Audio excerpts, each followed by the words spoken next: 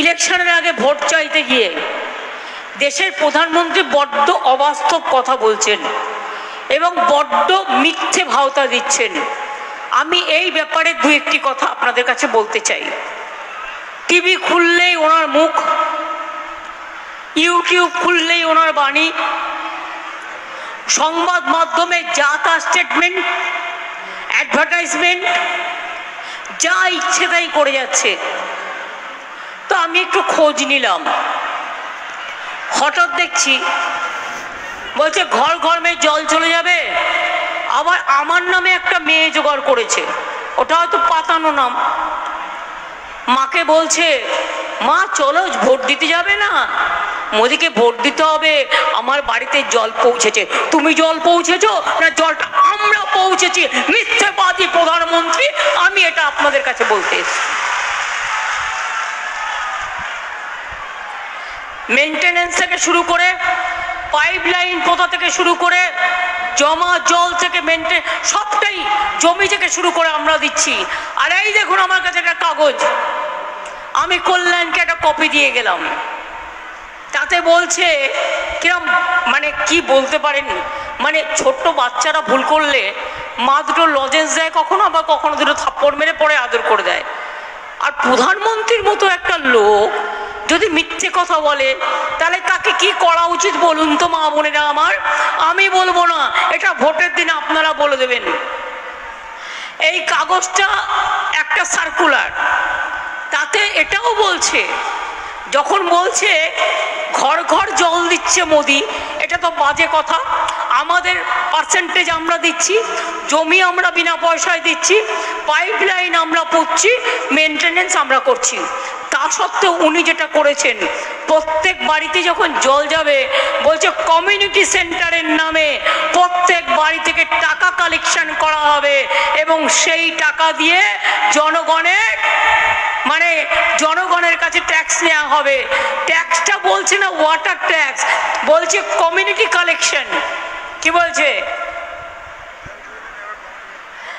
Community collection, মানে একটা পাড়ায় যতগুলো বাড়ি, সব বাড়িগুলো ধরুন 10টা বাড়ি, ওই 10টা বাড়ি মিলে একটা কমিউনিটি সেন্টার হলো এবং এক একটা বাড়ির হয়তো 25 টাকা, 30 টাকা, 50 টাকা করে পড়লো, একসাথে 500 টাকা কালেকশন হলো এবং করে সেটা মোদির ভান্ডারে গেল। বুঝতে পারছেন কিছু?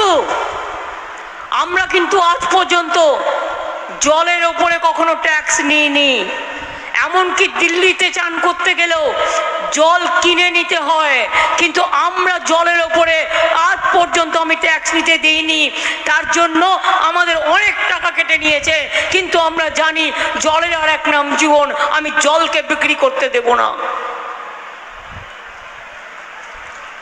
এটা একটা বড় মিথ্যে কথা ফাঁস করলাম। দ্বিতীয়ত, টিভি খুললেই দেখতে পাচ্ছি এখন তো মানে জলসা দেখতেও ভালো লাগে না, যে সিরিয়াল একটা কথা তার মধ্যে 4 বার মোদি। কেউ বলছে এই তুমি তো মুক্ত বিদ্যুৎ পাচ্ছ, মুক্ত বিদ্যুৎ পেয়ে যাবে, তাই আমি মোদিকে ভোট দেবো। আপনারা বিনা পয়সায় বিদ্যুৎ পান? বিনা পয়সায় বিদ্যুৎ পান? আমি জিজ্ঞেস করছি, আপনারা পান?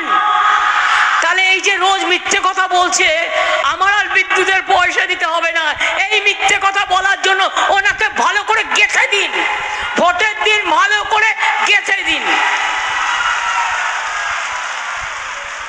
হ্যাঁ, আপনারা বলতে পারতেন দিদি আপনিও তো অ্যাড করতে পারতেন, আমারও তো টাকা নেই। মোদি চুরির টাকা আছে, লক্ষ লক্ষ কোটি টাকা চুরি করেছে।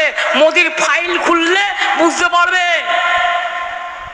উনি সবার ফাইল খুলে বেড়ায়, ক্ষমতায় যেদিন থাকবে না, ফাইলটা যখন খুলবে তখন বুঝতে পারবেন লক্ষ লক্ষ কোটি টাকা জনগণের পকেট লুট করে কিভাবে নিজেদের প্রচার চালাচ্ছে। আমাদের ওই টাকাটা নেই।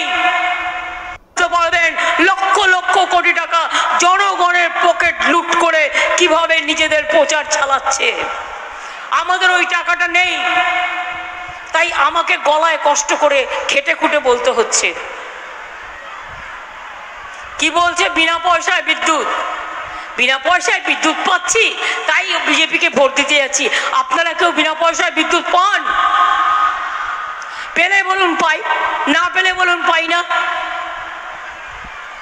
এবার কি বলছে? তৃতীয় নম্বর ডোজ কি? মেডিসিনের, মিথ্যে কথা বলা মেডিসিনের তৃতীয় নম্বর ডোজটা কি না? তো ঘর ঘর মে গ্যাস বিনা পয়সা মে দিচ্ছে, সবাইকে নাকি বিনা পয়সায় গ্যাস দিচ্ছে।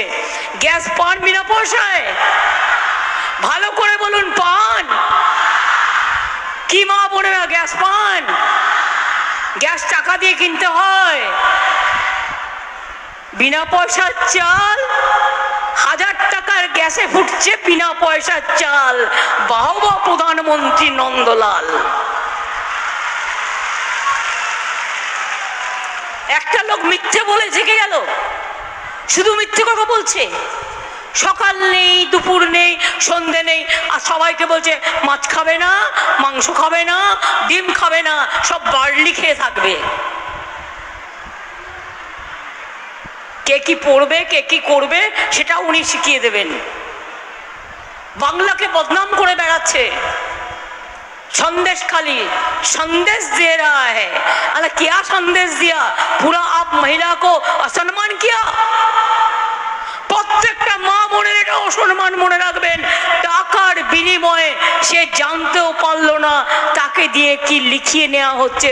এর থেকে বড় অপরাধ আর কিচ্ছু হতে পারে না। তাও লজ্জা নেই।